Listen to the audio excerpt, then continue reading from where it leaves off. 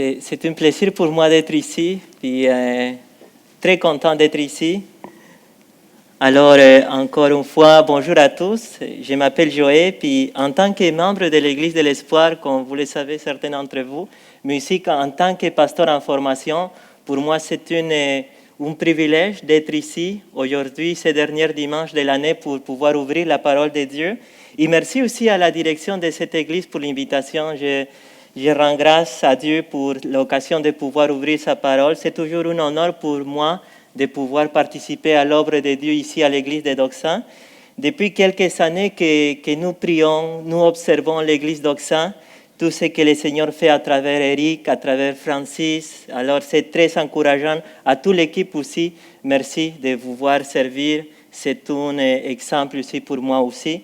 Alors, bienvenue à l'Assemblée du Seigneur. Et sans plus tarder, j'aimerais que nous ouvrions nos Bibles dans 2 Timothée, chapitre 3. Et lisons ensemble à partir du verset 1 jusqu'au verset 17. Nous allons observer ce matin le chapitre 3 au complet. Même si notre texte principal sera le verset 16 et le verset 17, nous allons passer tout au long de ces chapitres. 2 Timothée chapitre 3, versets 1 à 17. La parole de Dieu dit: Sache que dans les derniers jours, il y aura des temps difficiles. Verset 2. Car les hommes seront égoïstes, amis de l'argent, fanfarons, hautains, blasphémateurs, rebelles à leurs parents, ingrats, irréligieux, insensibles, déloyaux, calomniateurs, intempérants, cruels, ennemis des gens de bien, traites, emportés, enflés d'orgueil, aimant les plaisirs plus que Dieu, ayant l'apparence de la piété, mais régnant ce qui en fait la force. Éloigne-toi de ces hommes-là. Il en est parmi eux qui s'introduisent dans les maisons et qui captivent de faibles femmes chargées de péchés, agitées par des passions de toute espèce, apprenant toujours et ne pouvant jamais arriver à la connaissance de la vérité. De même que Janès et Jambres s'opposèrent à Moïse, de même ces hommes s'opposent à la vérité, étant corrompus d'entendement, réprouvés en ce qui concerne la foi. Mais ils ne seront pas de plus grands progrès, car leur folie sera manifeste pour tous, comme le fut celle de ces 2 hommes. Verset 10. Pour toi, tu as suivi de près mon enseignement, ma conduite, mes projets, ma foi, ma douceur, mon amour, ma constance, mes persécutions, mes souffrances. À quelle souffrance n'ai-je pas été exposé à Antioche, à Icône, à Lystre? Quelle persécution n'ai-je pas supportée? Et le Seigneur m'a délivré de tout. Or, tous ceux qui veulent vivre pieusement en Jésus-Christ seront persécutés. Mais les hommes méchants et imposteurs avanceront toujours plus dans le mal, égarant les autres et égarés eux-mêmes. Verset 14. Toi, demeure dans les choses que tu as apprises, et reconnues certaines, sachant de qui tu les as apprises. De ton enfance, tu connais les saintes lettres qui peuvent te rendre sage à salut par la foi en Jésus-Christ. Toute écriture est inspirée de Dieu, utile pour enseigner, pour convaincre, pour corriger, pour instruire dans la justice, afin que l'homme de Dieu soit accompli et propre à toute bonne œuvre. On vient d'entendre la parole de Dieu, alors laissez-moi prier encore une fois. Papa du ciel, merci pour ce temps que tu nous permets d'être ici ensemble pour pouvoir entendre ta parole, Seigneur. Nous venons devant toi, Seigneur, pour te demander de ta miséricorde, de ta bonté, Seigneur, afin que nous puissions recevoir ce matin ta parole. Ne nous laisse pas, Seigneur, passer à côté de la chose la plus importante que nous savons, que c'est de te connaître, de pouvoir savoir qui est toi, Seigneur. C'est mon désir que tu sois proclamer ce matin à travers un faible instrument comme moi, afin qu'il soit évident à tous mes frères et sœurs que ce n'est pas ma sagesse, mais plutôt ta puissance, Seigneur, qui nous permet d'ouvrir ta parole. Utilise-moi, Seigneur, dans ma fragilité et rends-nous fidèles pour vivre cette parole. Aide-nous, Seigneur, applique ta parole. Aide-nous, Seigneur, nous te prions à t'obéir. Au nom de ton Fils Jésus-Christ. Amen.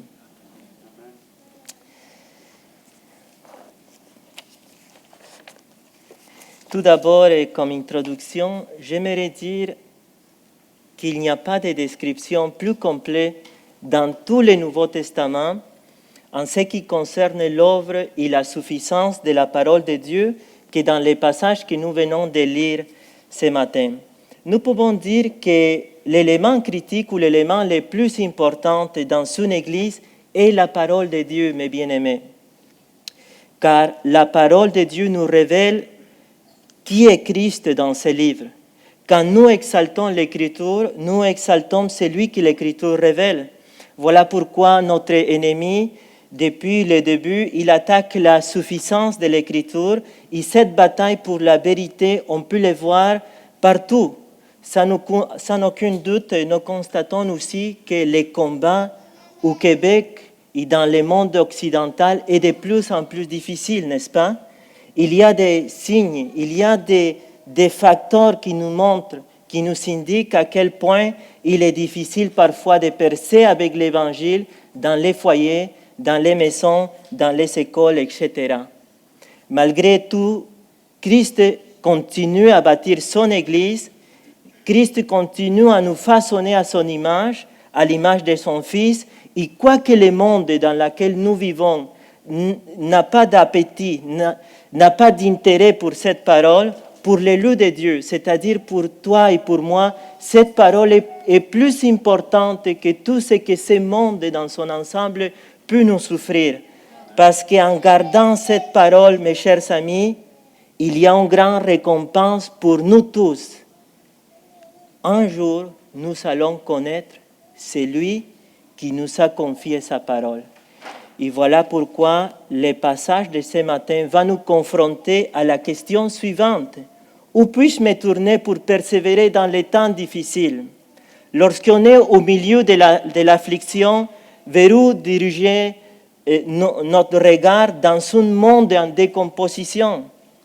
Voilà pourquoi je résumerai mon exposé ainsi. La parole de Dieu est suffisante pour persévérer contre l'apostasie. En demeurant fidèle à la parole, j'ai pu aimer Christ, celui qui vaut la peine d'être aimé et ainsi être transformé à son image. Voilà pourquoi le sujet ou le thème d'aujourd'hui, c'est la Bible, la suffisance des Écritures pour persévérer dans les temps difficiles. Et mon message sera découpé ou divisé en 3 parties. Mon premier point, c'est les dangers lorsqu'une église se sépare de la parole, versets 1 à 9. Mon deuxième point sera une invitation à rester ferme contre l'apostasie, versets 10 à 15. Et mon troisième point, c'est la suffisance des Écritures, c'est dont j'ai besoin pour persévérer, versets 14 jusqu'au verset 17. Mais avant d'entrer dans les textes, j'aimerais que nous prenions en considération, on va le dire comme ça, le contexte ou la situation dans laquelle l'apôtre Paul se trouvait et dans quelles circonstances il avait fait cette déclaration que toute écriture est inspirée de Dieu. Lorsqu'on regarde le contexte, mes bien-aimés, on estime que vers les années 67, après Jésus-Christ, l'apôtre Paul arrive à la fin de sa vie. Et comme dernier document, il écrit l'épître de 2 Timothée. Cet écrit était le dernier message, la dernière volonté, les derniers mots qui vont sortir de la plume de ces serviteurs de Dieu avant qu'ils soient décapités. Et comme vous le savez, les derniers mots doivent être des mots importants lorsqu'on est devant la mort. L'apôtre Paul ne pouvait pas perdre son temps à écrire sur des choses secondaires. Il devait écrire avec urgence et précision les choses qu'il considérait comme les plus importantes avant son départ. l'apôtre Paul réalise à ce moment, à l'époque quand il était en train d'écrire ce livre, que la vie consiste en plein de choses, n'est-ce pas? Mais maintenant, tout se résume à cet instant qu'il vit. Un moment qui va rester gravé dans la mémoire de dans la mémoire de Timothée, son disciple, et dans tous les gens qui liront cet épître.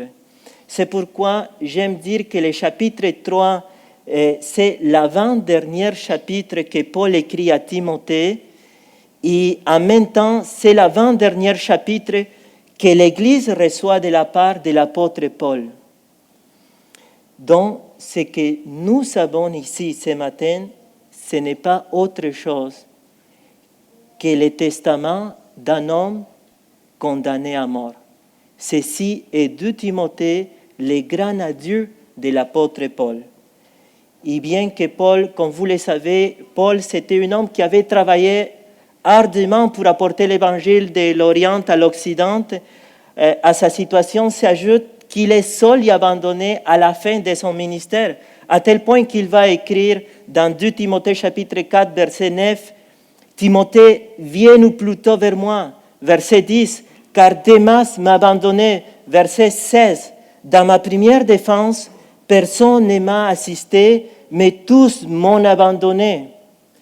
Quand nous lisons ces passages qui se trouvent dans le chapitre 4, nous devons comprendre qu'à la fin d'un brillant ministère, il y a parfois un homme qui est oublié, un homme qui est laissé de côté, comme c'était l'expérience de l'apôtre Paul.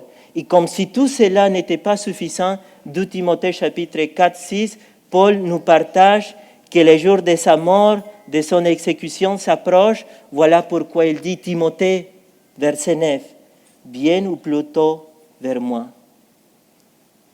C'est évident qu'on est devant un texte très riche, plein d'émotions, plein d'amour, dans lequel nous voyons Paul qui prépare Timothée, et c'est dans ces circonstances. Pourquoi moi j'amène ces contextes pour comprendre que c'était dans cette situation que Paul écrit son testament, son grand adieu à son fils spirituel, pour lui donner la description la plus complète de tous les Nouveaux Testaments en ce qui concerne l'œuvre et la suffisance de l'Écriture. 2 Timothée chapitre 3, versets 16 et 17. Toute Écriture est inspirée de Dieu. Et pour mieux comprendre les versets 16 et 17, commençons par les premiers versets, où nous allons voir les dangers lorsqu'une Église se sépare de la parole. Ça va être mon premier point, les dangers lorsqu'une Église se sépare de la parole. Lisons ensemble Timothée chapitre 3, verset 1. Sache que dans les derniers jours, il y aura des temps difficiles, dit l'apôtre Paul. Paul commence le chapitre 3 en faisant un avertissement que dans les derniers jours, il y aura des temps difficiles.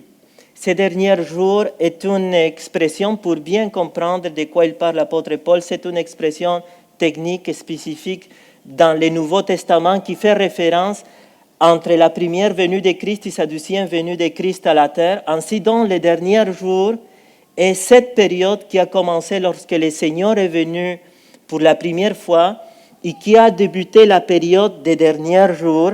En d'autres termes, c'est la période entre l'ascension de Christ et sa deuxième venue à la terre. Et quand Paul écrit à Timothée, les deux étaient déjà dans cette période de temps, tout comme vous et moi. Nous sommes l'Église du XXe siècle, l'Église de Doxa se trouve dans cette période. Et c'est dans cette époque que l'apôtre Paul nous dit, dans le verset 1, que dans les derniers jours, il y aura des temps difficiles.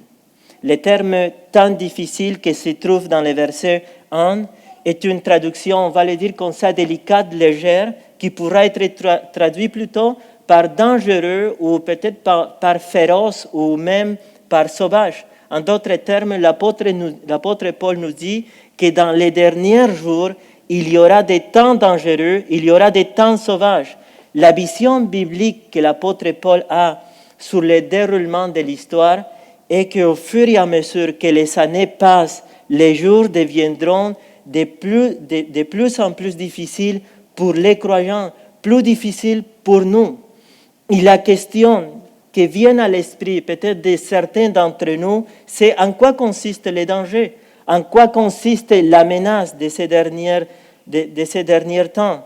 Selon les textes, les problèmes se trouvent dans les personnes qui seront à l'intérieur de l'Église et dans leurs conditions morales.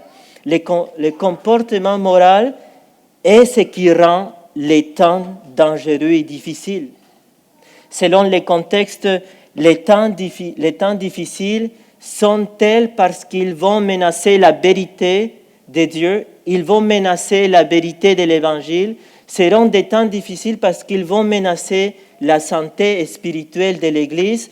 Donc, pour l'apôtre Paul, les temps difficiles, mes bien-aimés, ne sont pas les guerres, ne sont pas des bombes atomiques, ne sont pas des catastrophes naturelles ou des massacres humains ou des camps de concentration et tout ce que nous pouvons ajouter.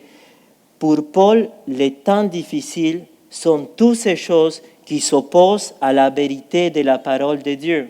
Et évidemment, lorsque la vérité est attaquée dans une société et même à l'intérieur d'une église, il y aura de graves conséquences dans l'aspect moral, il y aura de graves conséquences dans les valeurs de la société et finalement dans les comportements de toutes les personnes.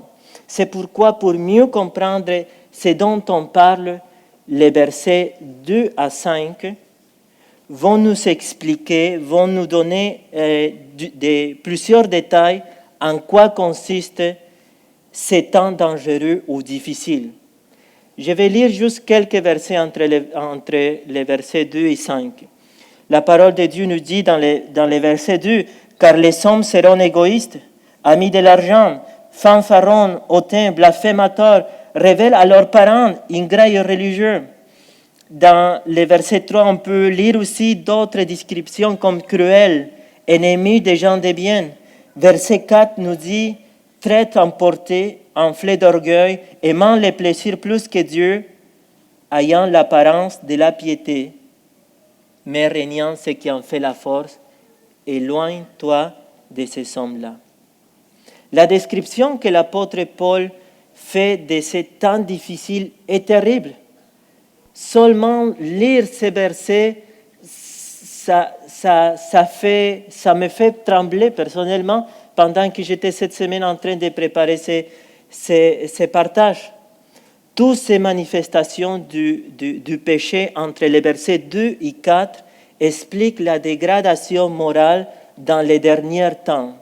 Et pour bien comprendre ces passages, les versets 2, il commence à disant, si on fait beaucoup d'attention, il dit le verset 2, « Car les hommes seront égoïstes ».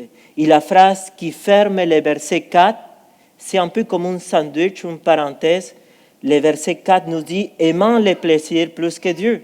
Ces parenthèses entre ces deux versets nous montrent d'une part que les gens seront égoïstes. Le mot égoïste qui est là, c'est le mot philatos, verset 2, que c'est amour de soi-même ou amoureux de soi-même. Et d'autre part, l'apôtre ferme ce répertoire au verset 4 en nous disant que ces personnes vont aimer plus les plaisirs, plus que Dieu, aimant les plaisirs plus que Dieu. Et ce que nous devons comprendre ici dans ces versets est la chose suivante, que la caractéristique d'une époque, d'une société où ces deux facteurs seront présents et vont dominer, ça serait dans les derniers temps. L'amour de soi et l'amour pour les plaisirs sera plus présent que l'amour pour Dieu. C'est ça que l'apôtre Paul est en train de nous dire. Ce qui est très frappant dans ce texte est que Paul identifie l'amour de soi comme l'essence de la rébellion contre Dieu. Pour dire la même chose, je vais le dire la même chose, mais dans des mots plus actuels. On voit ici dans ces passages qu'il y a 4 types d'amour. On va trouver l'amour qui est le narcissisme, l'amour de soi, c'est les premières, le matérialisme, l'amour de l'argent. On a aussi l'hédonisme, que c'est l'amour du plaisir. Et quatrièmement, se trouve l'amour de Dieu. Et tous ces excès, dans les trois premiers amours que j'ai mentionnés, vont empêcher les gens d'aimer ce qui est bon, c'est-à-dire aimer Dieu véritablement. Les personnes deviendront de plus en plus leurs propres admirateurs. Où est-ce qu'ils vont s'adorer lui-même, vont adorer sa propre personne, et tout cela à l'intérieur de l'Église. Une étude faite par Harris Poole l'année 2019, où près de, ça c'est un exemple que je vous donne, où près des enfants, je pense que c'était entre 8 et 12 ans, des enfants américains ont montré qu'ils aimeraient devenir des youtubeurs, je ne sais pas si je les prononce bien, mais c'était des gens qui veulent être vus et non aller dans l'espace. C'était un sondage concernant quelle profession tu aimerais faire. Et j'avais amené un peu l'article, c'était le journal de Montréal qui publie. Ce n'est pas moi qui les dis, s'il y a des enfants ici, c'est mon désir, ce n'est pas d'offendre personne. Mais l'article disait que les enfants ont plus le nez dans les écrans que la tête dans les étoiles. Et ça, c'est simplement un exemple que je donne de où est-ce qu'on est rendu en tant que société. Je pourrais continuer en donnant d'autres exemples, mais ce qu'il faut comprendre, c'est qu'on est une société qui vit pour nous-mêmes. L'amour de soi et l'apparence, c'est plus important que qui nous sommes à l'intérieur de nous et c'est quoi notre relation avec Dieu. Laissez-moi vous expliquer une chose. Le mot « homme » qui apparaît dans le verset 2 ne fait pas référence à l'homme de l'extérieur, mais plutôt aux hommes qui seront à l'intérieur du temple. On parle ici des croyants nominaux, c'est-à-dire des gens qui vont marcher d'une manière selon pas la Bible, à tel point qu'ils vont s'identifier comme étant chrétiens, mais qui vivront d'une manière dangereuse. Et la question qu'on peut se poser, c'est mais comment je peux savoir que ces hommes font référence aux personnes qui sont à l'intérieur de l'Église et non à l'extérieur de l'Église? Eh bien, le verset 5 que nous avons dans notre texte nous dit que ces personnes vont avoir l'apparence de la piété. On ne dit pas cela de quelqu'un qui n'est pas croyante. Le mot piété fait référence à quelqu'un qui est pieux, quelqu'un qui est saint, quelqu'un qui a de la révérence pour Dieu. Et justement, ces personnes vont s'associer dans les églises, verset 5, ayant l'apparence de la piété, mais régnant ce qui en fait la force. Et pour mieux comprendre un autre texte, pour comprendre bien que ces gens seront à l'intérieur de l'Église, le verset 8 nous explique « Réprouver à la fin en ce qui concerne la foi ». Et encore une fois, on ne peut pas réprouver, on ne peut pas désapprouver concernant la foi quelqu'un qui est à l'extérieur de l'Église. On peut seulement désapprouver quelqu'un qui est à l'intérieur de l'Église. Et pour cette raison, pour répondre à la question que j'ai formulée tantôt, en quoi consiste le danger, en quoi consiste la menace de ces temps difficiles, la réponse est évidente pour nous tous. La véritable menace pour l'Église et y a toujours été la menace interne. Où est-ce qu'on va voir la déclination morale de nos dirigeants qui, selon la description qu'on a lue entre les versets 2 à 5, sera la condition des gens à l'intérieur de l'Église qui vont s'opposer à la vérité de la parole de Dieu avant que le Seigneur revienne pour la 2e fois dans ce monde. Et si je peux résumer tout ça en juste encore plus, on parle ici des fausses enseignantes et de la fausse vie dans les derniers temps. C'est ça que l'apôtre Paul est en train de nous dire. Je n'ai pas de bonnes nouvelles jusqu'à date pour vous. Honnêtement, c'est triste Et ça m'inquiète aussi personnellement quand j'étais en train d'étudier ce texte. Voici comment William Booth, j'espère bien prononcer son nom, le fondateur de l'armée du salut, le dit dans ses propres mots. Dans une occasion, on lui a demandé quels sont selon vous, Monsieur William, les défis particuliers auxquels l'Église sera confrontée au XXe siècle. Et il a répondu, le plus grand danger du XXe siècle sera une religion sans Saint-Esprit, des chrétiens sans Christ, le pardon sans repentance, le salut sans nouvelle naissance, la politique sans Dieu et un ciel sans enfer. Et l'histoire du XXe siècle est en grande partie un accomplissement de ce que M. William nous avait mentionné dans sa réponse. Voilà pourquoi, Église Doxa, ma première application pour fermer ce premier point, ma première application pour vous ce matin, c'est Église Doxa, tiens fermement la parole à cause des temps difficiles dans lesquels nous nous trouvons. Tiens fermement la parole. Ne prends pas pour acquis, Église Doxa, que tu comprends l'Évangile. Assure-toi que Christ soit ta plus grande satisfaction dans ta vie. Va chercher Christ de tout ton cœur, car il se révèle dans cette parole. Josué chapitre 1, verset 8 nous dit que ce livre de la loi ne s'éloigne point de ta bouche, mais dites-le jour et nuit. Rappelle-toi que la plus grande menace, selon les textes qu'on vient de passer, ne sera pas politique externe. La plus grande menace sera interne. Voilà pourquoi notre plus grand ennemi, c'est nous-mêmes. Et voilà pourquoi nous devons aller chercher constamment l'Évangile, parce qu'on est libre de la condamnation du péché, n'est-ce pas? Mais on n'est pas libre de la présence du péché, car elle demeure à nous dans cette étui de péché.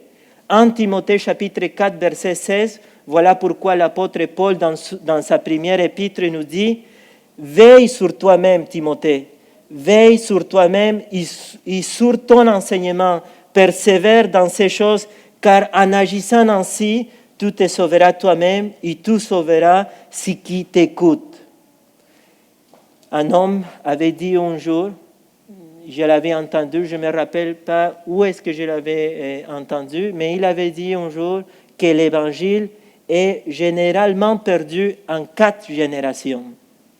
La première génération, c'est la génération qui embrasse l'Évangile, c'est-à-dire qui croit profondément dans la parole de Dieu. La deuxième génération suppose qu'il comprend l'Évangile, alors en d'autres termes, ils vont laisser de prendre au sérieux la parole de Dieu. La troisième génération oublie l'Évangile et la quatrième génération se pervertit. Embrasse l'Évangile, et suppose qu'il comprend l'Évangile. Et troisième génération oublie l'Évangile et quatrième génération se pervertit. Donc, mes bien-aimés, le point critique est dans cette deuxième génération qui présuppose qu'il connaît déjà bien l'Évangile. De manière qu'une Église qui prend la vérité à la légère finira dans l'apostasie, loin de la doctrine de Dieu, dans l'abandon volontaire de la révélation de sa parole. Et voilà pourquoi, pour tout ce que je viens de mentionner, je pourrais mentionner des choses aussi tout au long dans l'histoire de l'Église, de comment est-ce que l'Église, au fur et à mesure qu'il avançait, il a ajouté des mauvaises doctrines dans son histoire. On pourrait passer des heures et des heures ici en décrivant l'histoire de l'Église, mais j'aimerais simplement dire qu'à la lumière de tout ce que nous avons vu jusqu'à présent, quand Paul écrit cette lettre, sachant ce qui allait se passer, il veut préparer Timothée, mais il veut également nous préparer à nous-mêmes afin de persévérer et rester fidèles dans la sainte doctrine. Et pour atteindre ce but, cet objectif, l'apôtre Paul va utiliser les seuls outils puissants qui pourra persévérer Timothée et faire persévérer aussi l'Église d'Oxa de ces temps difficiles, et c'est la parole de Dieu. la suffisance des Écritures que nous avons besoin. Paul dit à Timothée dans 2 Timothée chapitre 3 verset 14, il dit « Quant à toi, Timothée, tiens ferme dans ce que tu as appris et reconnu comme certain. Demeure dans les choses que tu as apprises. » Et ce passage m'amène à mon deuxième point, une invitation à rester ferme contre l'apostasie. Une invitation à rester ferme contre l'apostasie. Paul fait un contraste ici clairement, et je vais aller un petit peu plus rapidement parce que le temps passe. Et ici, jusqu'à le verset 13, nous trouvons les faux chrétiens, c'est-à-dire les hommes méchants et imposteurs. Et maintenant, l'apôtre Paul va passer au verset 14 à dire à Timothée dans son impératif, demeure, afin de ne pas t'éloigner comme tous ces hommes se sont éloignés. Timothée, tu es dans le ministère avec moi pour faire une seule chose, persévère dans la parole de Dieu. Tu ne peux pas faire autre chose, Timothée.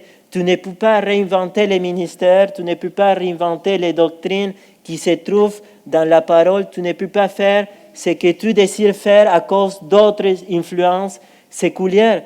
Timothée, verset 14, toi, demeure dans les choses que tu as apprises. Ne poursuis pas d'autres sources de vérité, car il y a une seule source de vérité, et c'est cette parole. Quand quelqu'un vient nous dire que nous avons besoin de quelque chose de plus que la parole de Dieu, alors cette personne n'a rien compris. Quand nous utilisons des techniques humaines comme le marketing ou peu importe la psychologie, il y a ici des gens qui ont étudié la psychologie, je n'ai rien contre la psychologie, mais la suffisance de la parole nous enseigne que dans ces livres, nous avons tout ce que nous avons besoin pour vivre et pour nous rendre un jour avec Dieu. Il est important que nous comprenions ceci, chers frères. La Bible est ce qui va construire nos vies à l'image de Christ.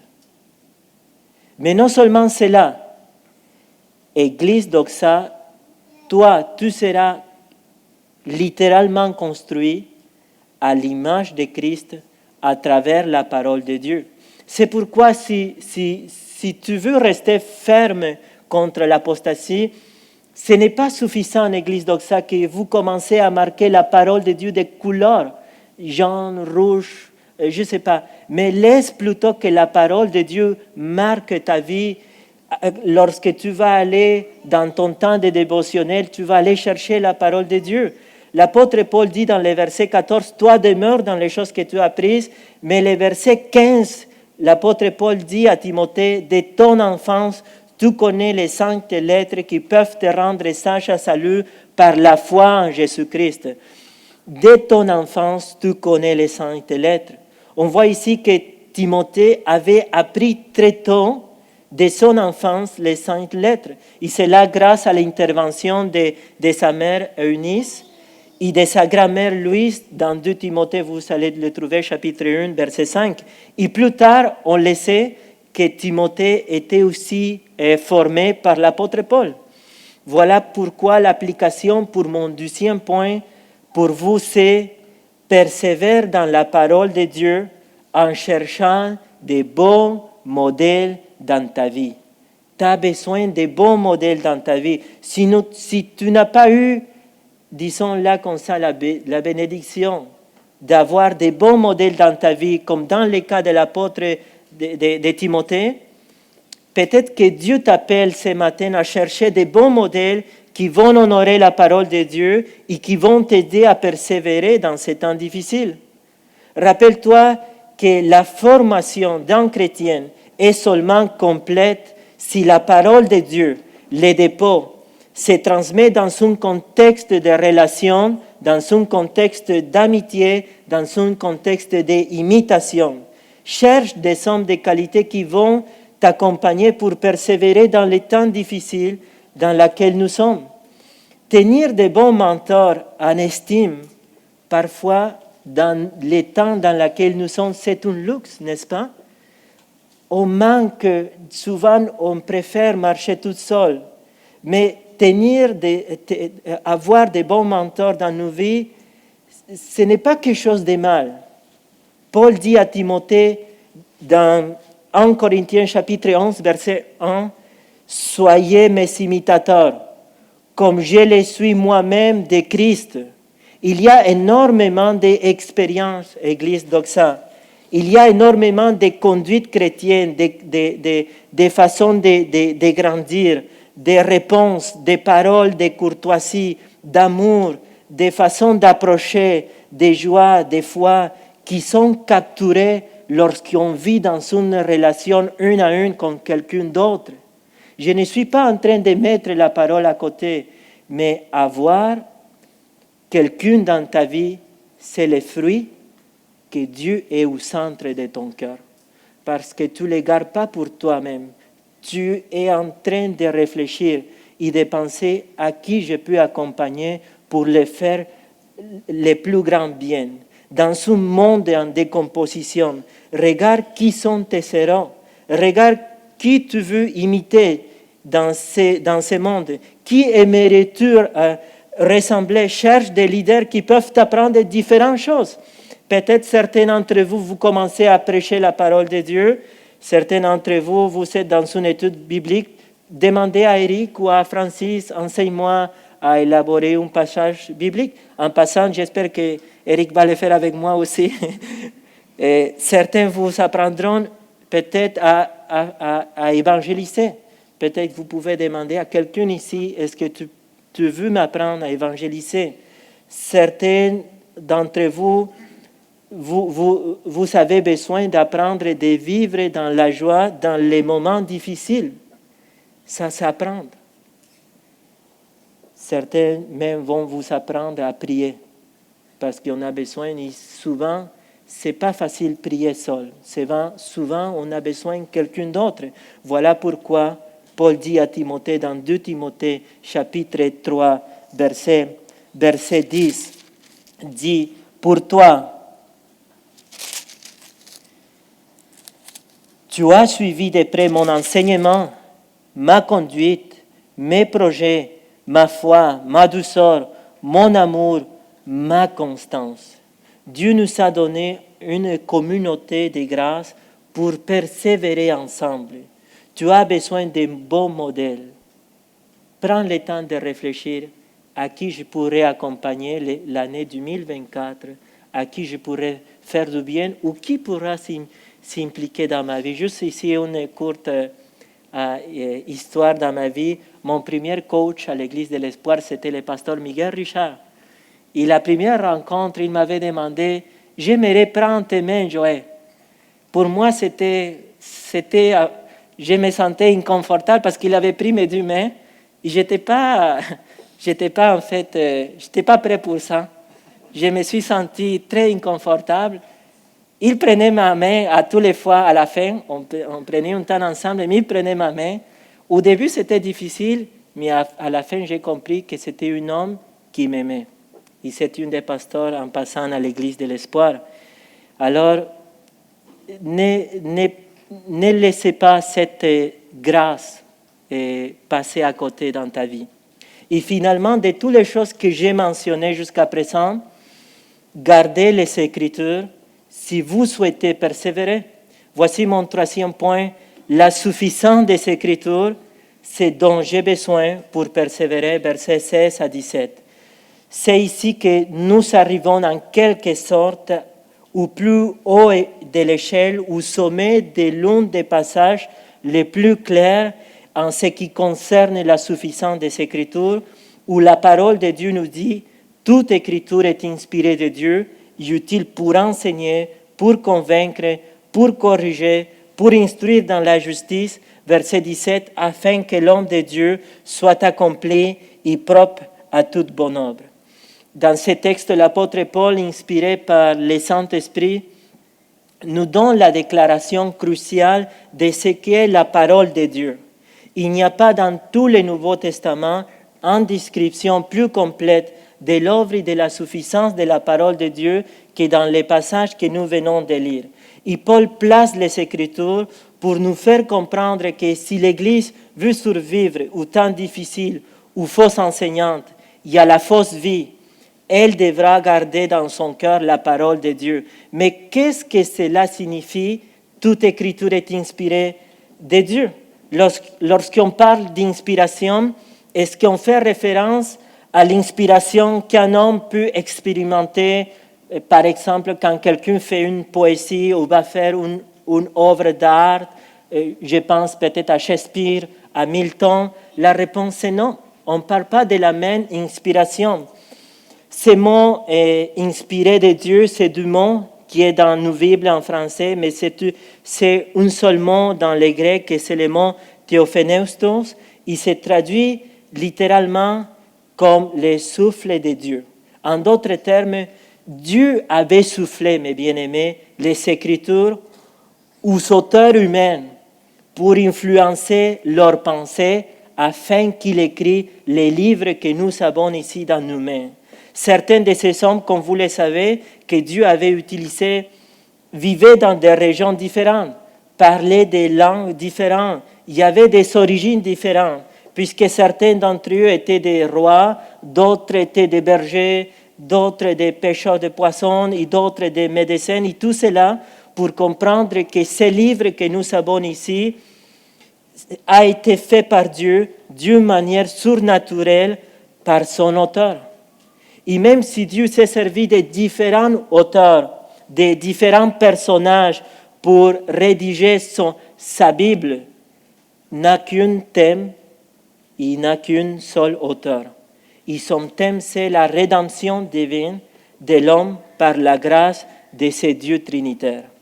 Pour cette raison, c'est que nous devons nous rappeler, chers frères, et que le véritable objectif de ces Écritures est de nous présenter le Christ afin de nous conduire à Christ et ensuite nous rendre progressivement comme Christ parce qu'il est le centre de la révélation de Dieu. De manière que ce livre que nous avons ce matin, ce n'est pas quelque chose qui a tombé du ciel, comme souvent on dit, ce n'est pas non plus l'opinion de quelques hommes, ce n'est pas non plus la philosophie humaine avec religion, ce n'est pas non plus la collection des meilleurs hommes dans les meilleurs temps de l'histoire de l'Église.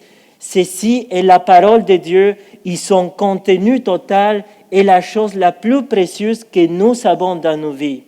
Et quoique le monde dans lequel nous vivons n'a pas d'intérêt pour cette parole, pour l'élu de Dieu, c'est-à-dire pour toi et pour moi, cette parole est la chose la plus importante que nous avons.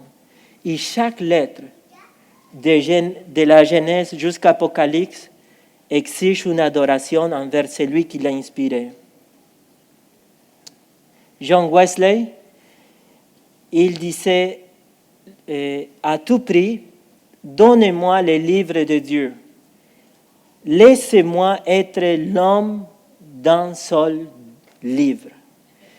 Et c'est pour cette raison que cette parole est utile, parce que cet homme avait compris cela. La parole de Dieu est inspirée, et voici, il dit, le mot qui est là dans le verset 16, c'est utile pour enseigner, pour convaincre, pour corriger, pour instruire dans la justice. Et le mot utile qui est là signifie bénéfique, de sorte que toute l'écriture est inspirée de Dieu et bénéfique ou profitable pour nous enseigner. Qu'est-ce que veut dire le mot enseigner ici? Le mot enseigner, c'est instruire les croyants dans la vérité. C'est on va recevoir la doctrine de la parole. Quand Paul dit pour convaincre à ceux qui sont dans les péchés. Normalement, c'est le mot qu'on utilise pour reprendre quelqu'un qui est dans l'erreur, mais aussi pour reprendre l'ennemi. Le mot corriger, c'est à ceux qui ont péché, mais ce n'est pas tout à fait quelqu'un qui a péché, mais c'est plutôt quelqu'un qui a péché et qui maintenant, on va les redresser, on va les restaurer pour corriger et finalement pour instruire dans la justice. Ici, le mot justice, l'essence de ce mot, c'est pour nous rendre dans une condition acceptable par Dieu. Alors si je résume l'œuvre de la parole de Dieu pour enseigner, Dieu nous instruit, nous enseigne sa parole. Une fois qu'il nous enseigne, il nous convainc de notre péché, à ceux qui sont dans les péchés. Par la suite, une fois que Dieu nous a convaincus de notre péché, Dieu nous corrige, c'est-à-dire nous restaure, il ne nous laisse pas dans notre péché, et finalement, Dieu nous instruit dans la justice, c'est-à-dire nous rend dans une condition acceptable par Dieu, dans un état approuvé d'intégrité. Et tout cela, verset 17, afin que l'homme de Dieu soit accompli et propre à toute bonne œuvre. L'objectif de Dieu concernant sa Bible est de nous équiper pour une vie chrétienne qui va apporter gloire à son nom. L'apôtre Paul n'aurait pas pu nous donner mieux avant sa mort que la suffisance des Écritures, n'est-ce pas? Il veut que nous persévérons. Voilà pourquoi, Église d'Oxa, mon dernière application pour fermer ce troisième point, mon application pour vous ce matin, c'est nous savons, nous tous, et moi je m'inclus, nous savons une décision majeure qu'on doit prendre aujourd'hui, le dernier dimanche de l'année 2023. Est-ce que vous allez suivre cette parole ou est-ce que vous allez suivre les courants de ce monde? Mes chers amis, vous devrez faire une résolution. Qu'est-ce que je vais faire avec la parole que Dieu m'a donnée? Il faut traiter cette question de façon claire et nette dans votre cœur afin de persévérer. La pression qui nous attend de l'extérieur pour ajuster les messages, pour réduire l'importance de ces livres est énorme. Et la question peut-être que certains d'entre nous est en train de se poser, mais est-ce qu'il y a un prix à payer, Joël, pour garder cette parole dans mon cœur? Et la réponse est oui, il y a un énorme prix à payer. La Bible ne nous enseigne pas qu'on est ici pour vivre un paradis. On va être persécuté. Si on avance dans le chapitre 4, dans d'autres passages dans la lettre de 2 Timothée, on va trouver que Paul a souffert énormément. Mais il savait qu'il attendait une grande récompense. Et nous tous, on est ici, dans ce monde qui n'est pas facile. J'aimerais terminer ma prédication de ce matin avec l'histoire d'un homme qui avait estimé la parole de Dieu dans sa vie. Peut-être que vous l'avez déjà entendu, c'est l'histoire du réformateur Martin Luther lorsqu'il s'est trouvé devant l'Empire romain accusé de mort. Luther est retourné dans la salle d'audience. Son inquisiteur a fini par exiger une réponse. « Je vous le demande, Martin, répondez franchement et sans détour, répudiez-vous ou non vos livres et les erreurs qu'ils renferment ?» À cela, Luther a répondu « Puis donc que votre majesté impériale et vos altesses demandez-moi une brève et simple réponse, j'en vais donner une qui n'aura ni dents ni cornes, qui à l'époque voulait dire sans hésitation ou équivoque. Si l'on ne peut me convaincre par la Sainte Écriture ou par d'autres raisons claires et incontestables, car je n'ai pu m'en rapporter uniquement ni au pape, ni au concile qui ont si souvent failli, je ne veux rien révoquer, les témoignages que j'ai cités n'ont pu être réfutés, ma conscience est prisonnière dans la parole de Dieu. L'on ne peut conseiller à personne d'agir contre conscience, mais voici donc, je n'ai pu faire autrement que Dieu me soit en aide. Amen. Voici un homme qui, au milieu de l'affliction et de la persécution, a décidé de s'appuyer dans les Écritures. L'Église catholique simplement une parenthèse ici, à l'époque, affirmait les Écritures. L'Église également, à l'époque de Martin Luther, affirmait l'autorité des Écritures et affirmait aussi l'inhérence des Écritures. En même temps, affirmait l'inspiration des Écritures. Mais la seule chose qu'elle n'affirmait pas, c'était la suffisance des Écritures. C'est pour ces raisons que Martin Luther les avait dit, vous dites que vous appuyez sur les Écritures, mais moi je dis, je m'appuie seulement dans les Écritures. Ici, de là qu'il met sola Écriture, c'est cela qui fait toute la différence. Nous rencontrons parfois dans nos jours des gens qui croient en la justification par la foi et qui ajoutent d'autres choses. Mais nous ne croyons pas dans la justification par la foi. Nous croyons seulement dans la justification par la foi. Nous ne croyons pas non plus dans la justice de Christ plus d'autres choses pour être sauvés. Nous croyons seulement dans la justification de Christ. Nous ne croyons pas seulement dans la parole de Dieu. Nous croyons uniquement dans ces livres que Dieu nous a donnés.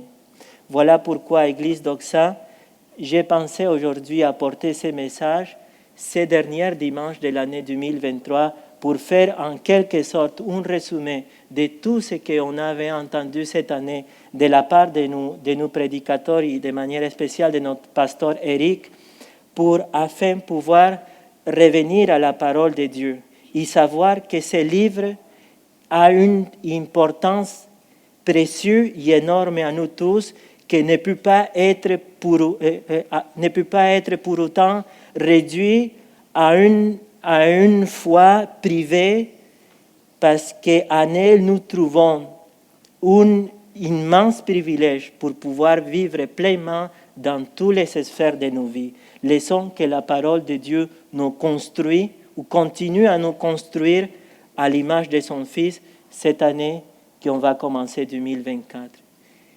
Gloire à Dieu. Laissez-moi juste prier 1 minute et je vais passer la parole à mon frère. Papa du ciel, merci pour ce temps que tu nous as donné ce matin de nous tourner vers ta parole. Nous sommes, Seigneur, reconnaissants par tout ce que tu as fait, Seigneur. Et on est indigne. On n'est pas digne de parler de ta parole, mais par ton Fils, tu nous fais grâce. C'est ma prière, Seigneur, que tu puisses venir, la congrégation de Doxa, chaque personne qui fait partie de cette assemblée, afin de vivre, Seigneur, pleinement ta parole et pour ta plus grande gloire. Au nom de ton Fils Jésus-Christ. Amen. Merci.